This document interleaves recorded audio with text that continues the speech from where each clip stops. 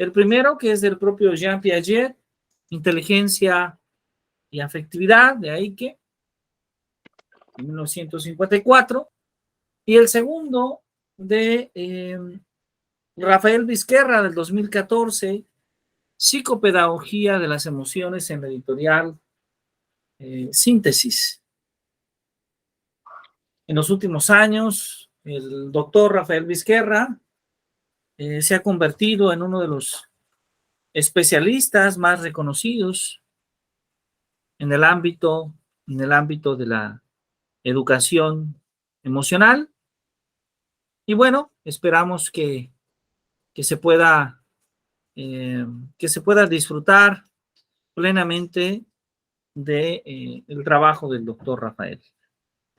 Bueno, algo que va que mencionar, que aparece justamente en este texto, Inteligencia y Afectividad, de Jean Piaget, que forma parte de la serie de Psicología Cognitiva y Educación de la editorial Eike, es que Jean Piaget nos habla de que para hablar de la afectividad hay que considerar ciertas tendencias que él llama las tendencias elementales, y donde estudia algunos elementos importantes, como por ejemplo la ambigüedad del término instinto.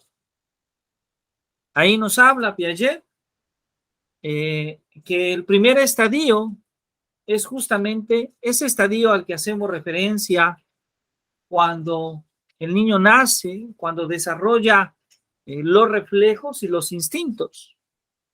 Pero hace algunas aclaraciones importantes con respecto al término instinto. Porque por una parte el término instinto representa y proviene del alemán Instinct, que representa una técnica, una estructura compuesta por reflejos coordinados en un mismo sistema y que permite la satisfacción de una necesidad. ¿Sí? Por ejemplo, cuando el bebé es pequeño, coordina los reflejos de succión y de la deglución, ¿sí? Para poder satisfacer, para poder atender la necesidad alimenticia que él tiene. Por otro lado, este término instinto también hace referencia a una tendencia, término que proviene del alemán Trieb, y que es la necesidad hereditaria misma, que corresponde justamente a ese término energético. Ahora, es muy importante mencionar que toda técnica instintiva va a suponer necesariamente una tendencia a la cual tiene un efecto a satisfacer.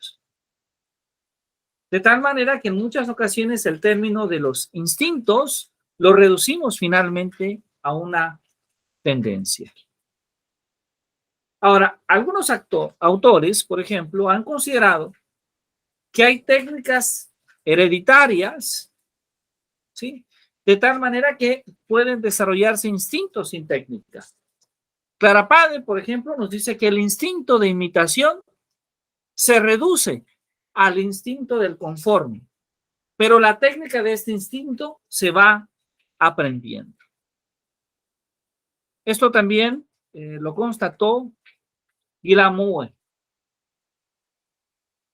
En cierta medida, podríamos decir que no es una idea simple, no resulta simple poder aislar las tendencias de las técnicas. Sin embargo, sí podríamos decir que hay ciertas tendencias que son activadas por otros procesos, como son el desarrollo mismo o la maduración. Y entonces, podríamos decir que no es fácil poder diferenciar el instinto de manera natural o la tendencia que naturalmente se debe al desarrollo. Otro de los textos que desarrolló Jean Piaget. Un amplio éxito es el texto con Barbel Hildegard, Psicología del Niño. Un segundo aspecto que hay que considerar es el de la influencia del ambiente, la manera en que la influencia del ambiente interviene en todos los niveles del desarrollo afectivo. ¿Sí? Por ejemplo, este ejemplo es bastante interesante. Si estudiamos los miedos instintivos del niño pequeño,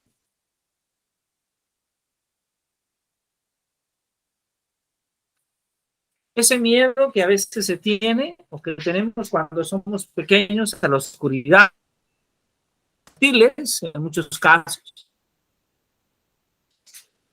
John Watson, el psicólogo estadounidense, va a hacer un juego que consiste justamente en condicionarlos y descondicionarlos según la voluntad. William James, por ejemplo, dice que su hijo tenía la edad de 18 meses. Reacciones de miedo frente a una rana que solamente era un objeto de diversión, cuando él tenía 8 meses. Y él te hace una pregunta. Debe creerse, en este caso, que se trata de un miedo instintivo de maduración tardía. ¿No es más legítimo considerar que desde el punto de vista de la inteligencia sensorimotora, un niño de 18 meses es diferente que de 8 meses? Y también que puede considerar un número más grande de posibilidades que le agrade o le desagrade. Entonces, James nos dice que posiblemente la modificación del comportamiento puede ser consecuencia del desarrollo de la inteligencia.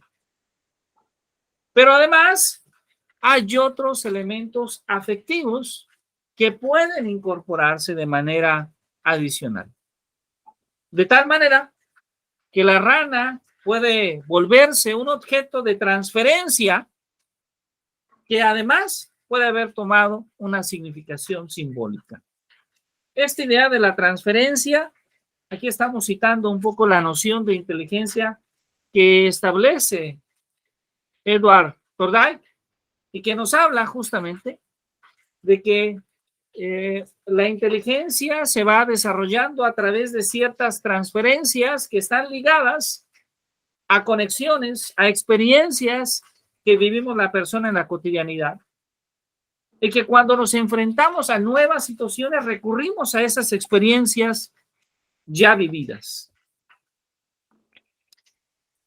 Ahora, si hablamos de esta idea de instintos y de emociones, habrá que considerar otros trabajos adicionales. Por ejemplo, los de John Watson, que distingue 3 emociones incondicionales y además primitivas: el miedo, la cólera, el enojo y el afecto. O también de Briggs, que enumera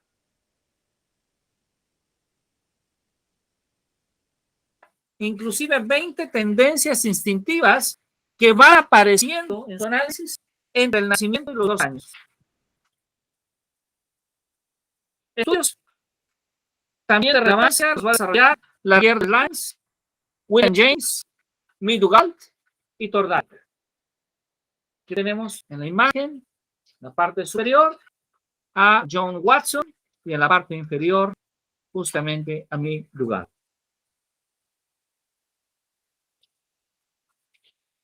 Laguerre-Deslandes distingue 8 instintos. Por una parte, los instintos alimenticios.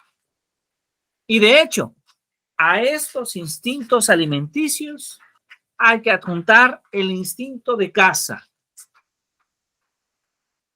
Bueno, de hecho, los instintos alimenticios parece que no requieren o no generan mayor problema, porque forman parte de esa necesidad biológica que tenemos los seres humanos. Sin embargo, el instinto de caza involucra la idea de que algunos animales son parte, son adquisición de la persona o del ser humano. Ahora, esto no solamente está presente en las personas.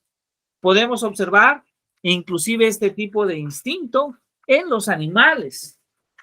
Kuo, por ejemplo, hizo experiencias acerca del instinto de rapiña de los gatos.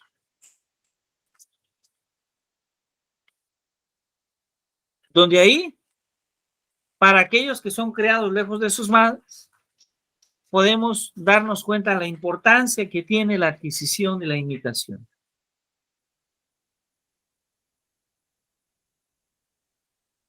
Pero también el ser humano va desarrollando instintos de defensa. Estos instintos de defensa que tenemos, por una parte, los instintos primarios, esa defensa del organismo contra las toxinas, contra la repugnancia, pero también los instintos derivados como los temores, como las agresiones. La lista de Laguerre-de-Vans la concluimos con estos 6 instintos adicionales: la curiosidad, el instinto sexual, los instintos parentales, tanto maternales como paternales, los instintos sociales, los instintos egoístas, los instintos de juego. El estudio de los instintos fue un paso importante para hacerse cuestionamientos de mayor profundidad. Entre ellos, uno de los cuestionamientos más importantes es justamente la noción de inteligencia. Esa noción de inteligencia que de inicio podríamos decir un papel importante y primordial en este diplomado es estudiar la inteligencia emocional. Y la inteligencia emocional tiene antecedentes importantes en el desarrollo de las investigaciones sobre la inteligencia. Muchos de ellos desarrollados principalmente a principios del siglo XX hasta las inteligencias múltiples ya por los años 80 y 90. La inteligencia emocional, entonces, es un aspecto importante de la psicopedagogía de las emociones. Y hay varias razones para afirmar ello. Primero, como fundamento de la intervención, como base de las competencias emocionales, como referente de la educación emocional. Ahora, la inteligencia emocional es un constructo, es un concepto que surge con los trabajos de Salovey y de Mayer en los años 90 y que después se difunde de manera global con el trabajo de Daniel Goleman en 1995. Hoy en día sabemos que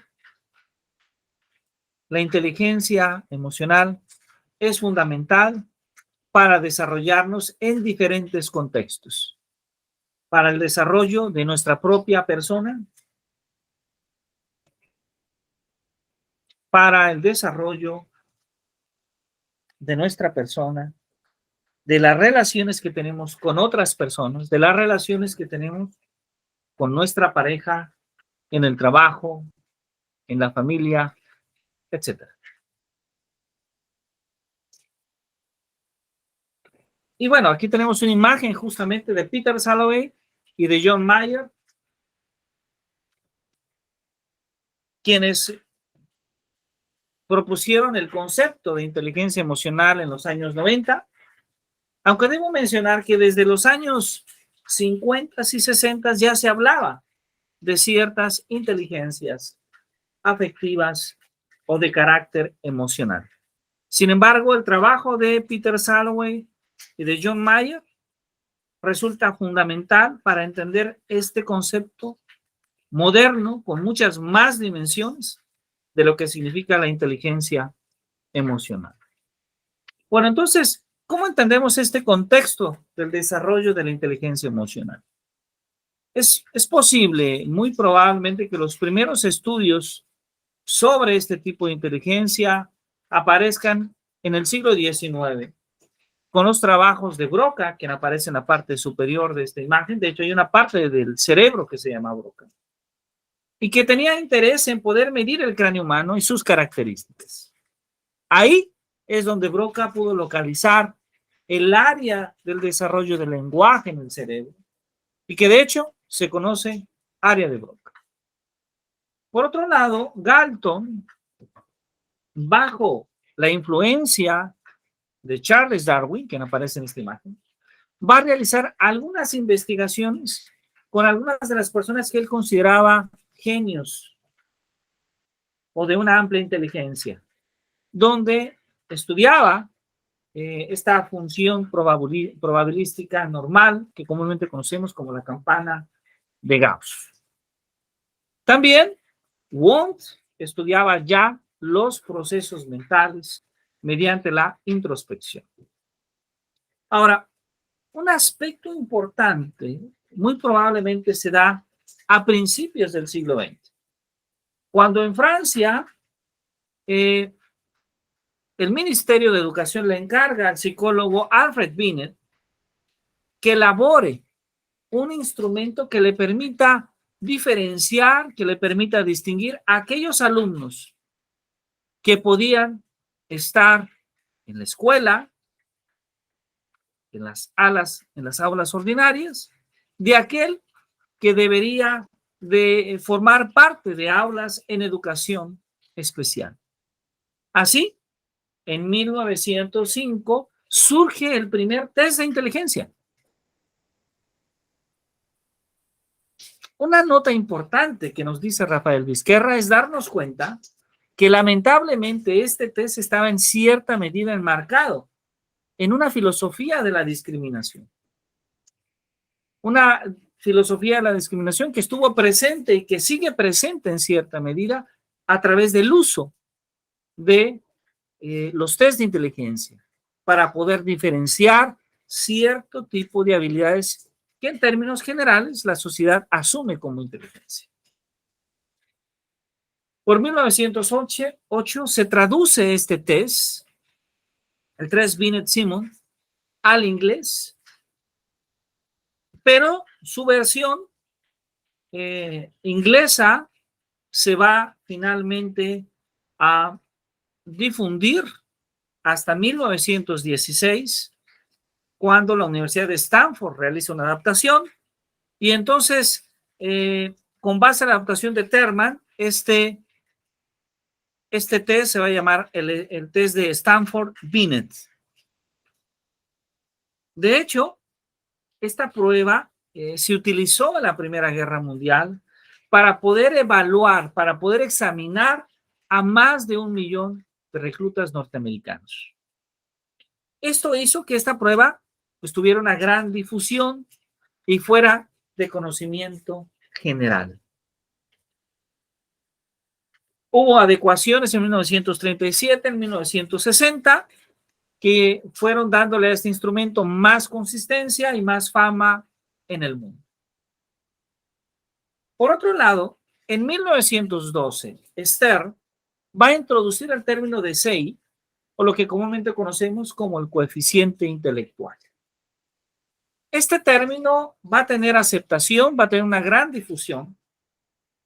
Cattell, un estudiante de Wundt y de Gallo, va a difundir los test de inteligencia en los Estados Unidos, asumiendo la idea de que eran buenos elementos para poder evaluar, para poder predecir el rendimiento académico. Además, a él se atribuye identificar la inteligencia fluida, las relaciones entre los conceptos y una inteligencia que podríamos llamar cristalizada, el poder utilizar la información para resolver problemas. En 1920 aparece otro gran personaje, Edward Thorndike, quien va a introducir por primera vez el concepto de inteligencia social como esa habilidad que tienen las personas, como esa competencia que tienen las personas para relacionarse con otras personas. Y después, tanto Thorndike como Stein hicieron varios intentos para lograr construir una evaluación de esta inteligencia social. Sin embargo, no logran el éxito que esperaban y sus trabajos van a ser retomados ya en este siglo, ya en el siglo XXI. Aquí tenemos una imagen de Galton y de Wundt. Ahora, el análisis factorial en el estudio de la inteligencia va a aparecer por Spearman y por Thurston. Inclusive, este término muy conocido en el ámbito de la psicología, que es el factor G y el factor S, factor R, donde se evalúan habilidades mentales primarias, como la comprensión verbal, la fluidez verbal, la capacidad para el cálculo, la rapidez perceptiva, la representación espacial, la memoria y el razonamiento inductivo. Y que muy seguramente quienes hemos tenido la oportunidad de hacer un examen para ingresar a alguna actividad laboral, para ingresar a la universidad, para concluir la universidad, hemos tenido la oportunidad de darnos cuenta de este tipo de test. Inclusive, Wilford va a realizar una serie de trabajos sobre la noción de inteligencia y de ahí va a empezar a surgir algunas ideas muy interesantes sobre la noción de creatividad y también de pensamiento divergente. De hecho, Wilford y Hoffinger van a desarrollar un modelo en 3 dimensiones, donde se hablaba ya de las dimensiones de la inteligencia. Y ahí, a esto vamos a sumar los trabajos de Keitel, de Spearman, de Thurston, de Gilbert y de otros psicólogos que van a ir poco a poco sentando las bases, los primeros antecedentes para la psicopedagogía de las emociones.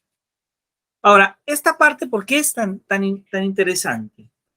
Porque como observamos, la primera intención era crear un instrumento que nos pudiera medir, que pudiera cuantificar el coeficiente intelectual y se asociaba esta idea de coeficiente intelectual a la inteligencia. De hecho, sigue habiendo revistas donde de manera fascinante publican que ciertas personas tienen un determinado coeficiente intelectual. Sin embargo, la pregunta es si realmente están midiendo la inteligencia. Pues bueno, lo primero que voy a decir es que ciertamente miden algunos aspectos relacionados a la inteligencia, pero no miden la inteligencia. Sobre esto hay muchos enfoques. Por ejemplo, el enfoque factorial analítico, desarrollado por monistas, es decir, aquellos que asumen la idea de que hay una inteligencia. Jensen, Heinzek, Anderson. Los pluralistas, que asumen que puede haber una variedad de inteligencias, como Hoare, como Ackerman. Los propios representantes de las teorías del aprendizaje, como Schwann, como Snow, como Burdefield, como Brown, como Capone, como Perkins, o de las teorías del procesamiento de la información, como Carroll, como Huhn, como Stenberg, como Shor, como Dover. También de las teorías del desarrollo cognitivo, como Piaget, como Arlene, como Flavel, como Case, como Ziegler, como Lee, e inclusive como Prieto y Fernández, que plantean el debate de la inteligencia y cómo ésta se puede medir.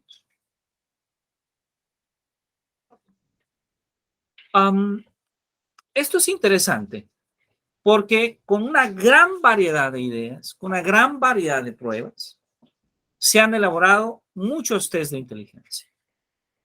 El de Wechsler, de los años 50, es uno de los más famosos. Pero entonces tiene sentido cuestionarnos sobre la inteligencia. ¿Qué es la inteligencia? ¿Qué es la inteligencia emocional? ¿Cómo se mide la inteligencia? Lo primero que tendríamos que decir es que hay tres elementos que considerar. Y estos tres elementos, estas tres afirmaciones, son para discutir, son para criticar y, como lo dice en este texto, de hecho son ampliamente criticados debido a que hay muchas perspectivas. Y estamos en una etapa en donde hay evidencia en muchos sentidos. Creo que es una etapa extraordinaria cuando hablamos de la educación emocional, porque al mismo tiempo que estamos hablando de un auge, de una perspectiva en la escuela que incluye la noción de educación emocional, también estamos hablando de que cada vez hay más investigaciones sobre educación emocional, sobre inteligencia emocional, sobre el desarrollo de competencias emocionales. Y me gustaría cerrar esta sesión hablando de estas tres afirmaciones.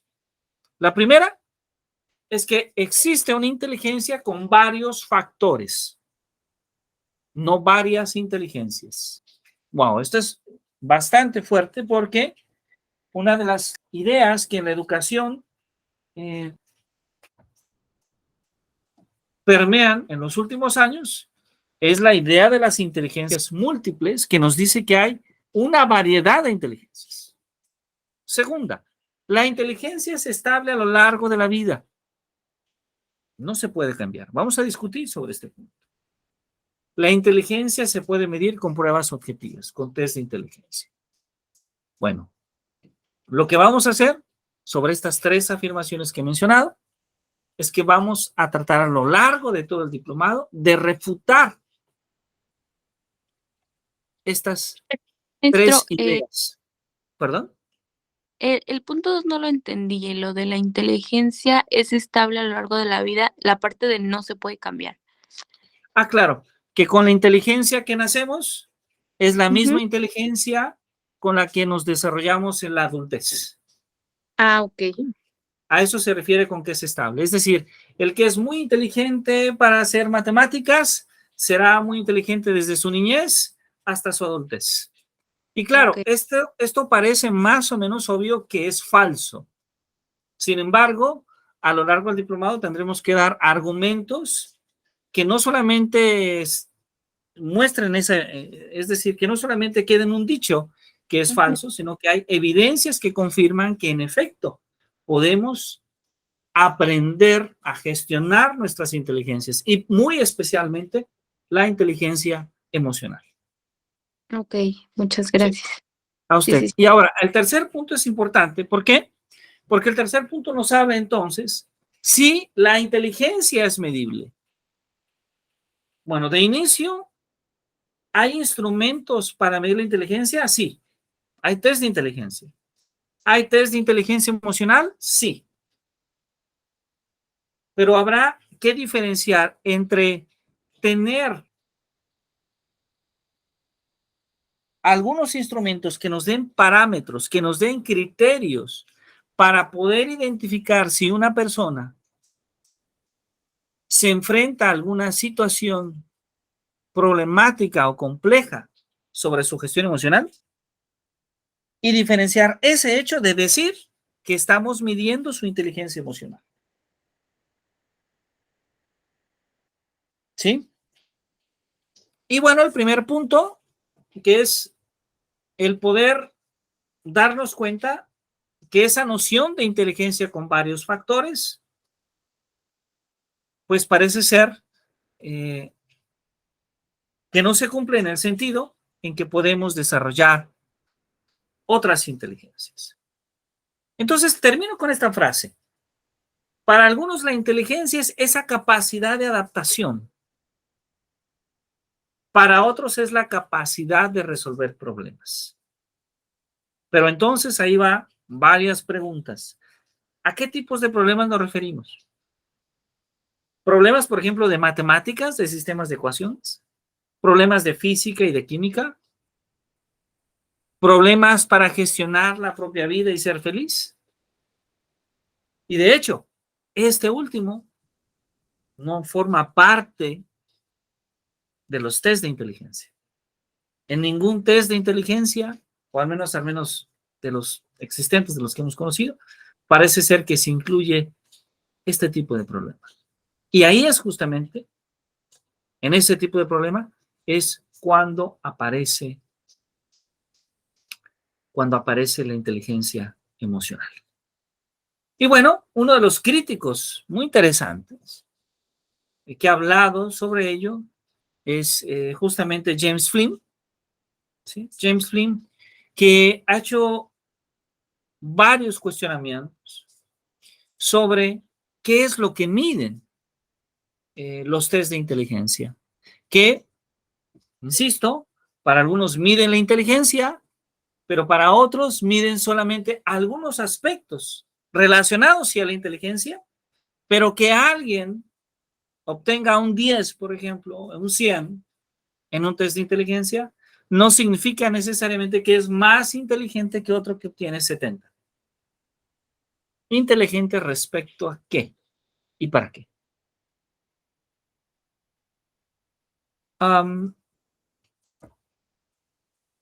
Bueno, entonces me gustaría concluir con esta parte. No sé si tengamos alguna pregunta, alguna duda de el trabajo de esta sesión. No, maestro, hasta ahorita todo bien. Perfecto. Bueno, pues yo le agradezco mucho su trabajo. Muchas gracias. Y lo que nos queda es seguir trabajando el próximo jueves. Si usted está de acuerdo, el próximo jueves ya le escuchamos a usted y Sí, seguimos avanzando poco a poco. En estos dos textos voy a también a compartir el texto de Psicopedagogía de las Emociones de Rafael Vizquerra. Entonces vamos trabajando con estos dos textos. Después vamos a sumar a Daniel Goleman y a Richard Davison, pero de momento nos centramos en las ideas de Rafael Vizquerra y en las ideas de Jean Piaget, si usted está de acuerdo. sí, maestro, perfecto. Muy bien, bueno, pues muy buena noche, que descanse y muchas gracias. Muchas gracias.